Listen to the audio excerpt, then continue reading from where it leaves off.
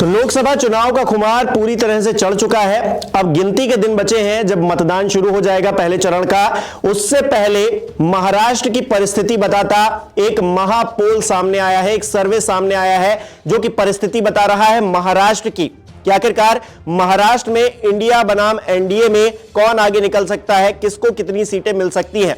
इस सर्वे के मुताबिक एनडीए ब्लॉक को 21 से 24 सीटें मिलने का अनुमान जताया गया है, जिसमें से भारतीय जनता पार्टी को अकेले 14 से 17 सीटें मिल सकती हैं। इसके अलावा इंडिया की बात करें तो 23 से 26 सीटें इंडिया को भी मिल सकती हैं, जिसमें कांग्रेस को 9 से 12 सीटें मिलने का अनुमान जताया गया है। यानी कि इंडिया बनाम एनडीए में बहुत ही कड़ा मुकाबला महाराष्ट्र के अंदर होने वाला है। 48 लोकसभा की सीटें हैं, जिसमें से एनडीए के खाते में 21 से 24 सीटें जा सकती हैं, जबकि इंडिया के खाते में 23 से 26 सीटें जाने का अनुमान है। अदर्स को मैक्सिमम 1 सीट मिल सकती है, यह अनुमान सर्वे में लगाया गया है। लोकपोल का यह बड़ा सर्वे, मेगा सर्वे, जिसमें सैंपल साइज जो है वो 1350 प्रति संसदीय क्षेत्र रखा गया है और इसी हिसाब से इस सर्वे को बनाया गया है और इस सर्वे के आंकड़े आपके सामने हैं। इससे पहले अगर लोकसभा चुनाव 2019 का जिक्र करें तो भारतीय जनता पार्टी को उस बार 23 सीटें मिली थी, शिवसेना को 18 सीटें मिली थी, कांग्रेस को 1 सीट मिली थी, एनसीपी को 4 सीटें मिली थी, जबकि एआईएमआईएम को 1 सीट मिली थी। वोट प्रतिशत की बात करें तो भारतीय जनता पार्टी को राज्य में 27.8% वोट शेयर मिला था, शिवसेना को 18 सीटों के साथ 23.5% वोट शेयर हासिल हुआ था, कांग्रेस को 16.1% वोट मिला था। हालांकि सीटों के लिहाज से देखा जाए तो सिर्फ 1 सीट ही मिल पाई थी, जबकि एनसीपी को 4 सीटें मिली थी और 15.7% वोट शेयर उसने राज्य में हासिल किया था। एआईएमआईएम के खाते में 1 सीट गई थी 0.7% वोट शेयर के साथ में। इस बार राज्य के अंदर 5 फेज में वोटिंग होनी है।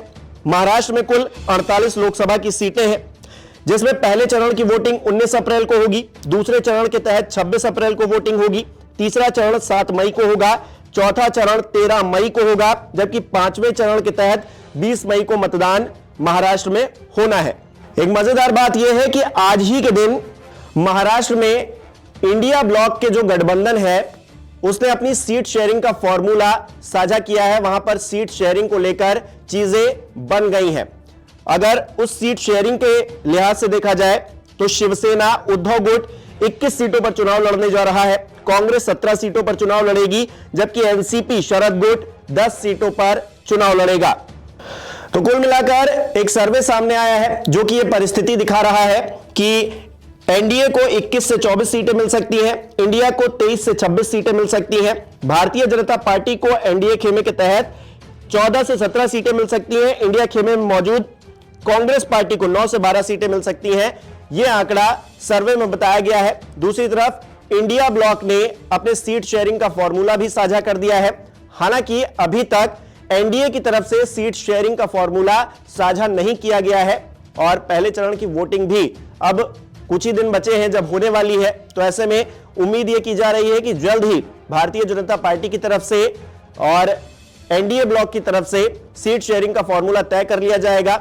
सीट शेयरिंग के तहत एनडीए की अगर बात करें तो उसमें एक तो भारतीय जनता पार्टी खुद हो गई, इसके अलावा आधी एनसीपी और आधी शिवसेना, यानी कि अजीत पवार जो एनसीपी तोड़ कर आए हैं भारतीय जनता पार्टी के साथ गठबंधन में, वो सरकार भी चला रहे हैं राज्य के अंदर, वो कितनी सीटों पर चुनाव लड़ते हैं ये देखना दिलचस्प रहेगा। और राज्य के मुख्यमंत्री जो कि एकनाथ शिंदे हैं वो शिवसेना तोड़ कर आए हैं और शिवसेना जो उनके अंतर्गत चल रही है वो भी राज्य में सरकार में हिस्सेदार है।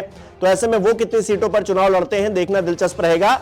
दूसरी तरफ इंडिया ब्लॉक ने अपनी चीजें तय कर ली हैं, अब वो सीधे चुनाव प्रचार में उतरेंगे।